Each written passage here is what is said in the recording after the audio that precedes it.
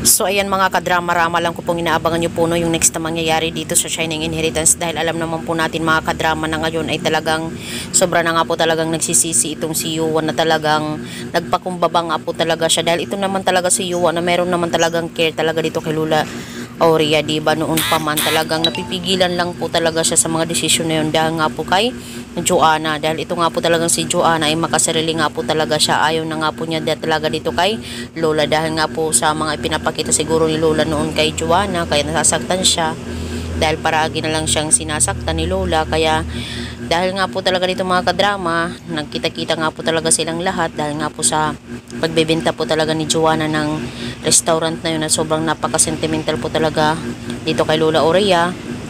Talagang nagkita-kita po talaga sila dahil nga po talaga dito itong si Yuan ay talagang nagpakumbaba nga po talaga. Yun naman lang talaga ang gusto talaga ni Lola Aurea sa kanya sa kanila ay magpakumbaba po talaga sila at manghingi talaga ng sorry talaga sa ginawa dito nila kay Lola. At dahil nga po talaga dito mga kadrama, itong si Yuan ay kakampi na nga po talaga dito kay Naina at kay Lola Aurea, ay gusto nga po talaga nilang makasama po talaga itong si Lola niya ni Yuan, kasi itong si Joanna ay talagang nagmamatigas pa nga po dahil ngayon ay kinuha na nga po talaga ni Lola Aurea yung lahat ng kung anong mayroon siya.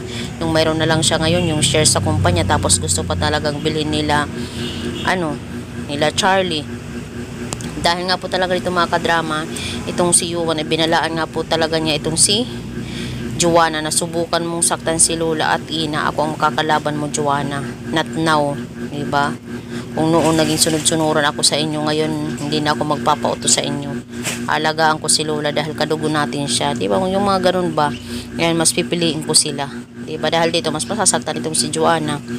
So sasabihin ni Yuan, kasi noon talaga naging sunod-sunuran lang si Yuan sa kanila, tas lalong-lalo na talaga ito kay Joanna, talagang mga plano na wala namang mapupuntahan, diba? Naging sunod-sunuran sa wala namang napuntahan. Kasi itong si Lola Aurea pa yung nasaktan doon sa facilities dahil hindi pinaglaban talaga ni Yuan itong si Lola niya. Hindi si Ina talaga yung gumawa ng paraan para talaga matulungan itong si Lola Aurea. So mga kadrama, abangan na lang po natin ang senaryo ng magkapatid na to dito sa Shining Inheritance, dahil talagang dito na magkakaalaman yung kanilang kung ano yung mga saloobin nila. So yun lang po mga kadrama, maraming salamat again sa palagi yung panonood. Huwag niyo pong kalimutan na like, share, saka subscribe yung aking channel para sa susunod na video mga kadrama is ma-update ko po kayo. Thank you so much for watching. Bye!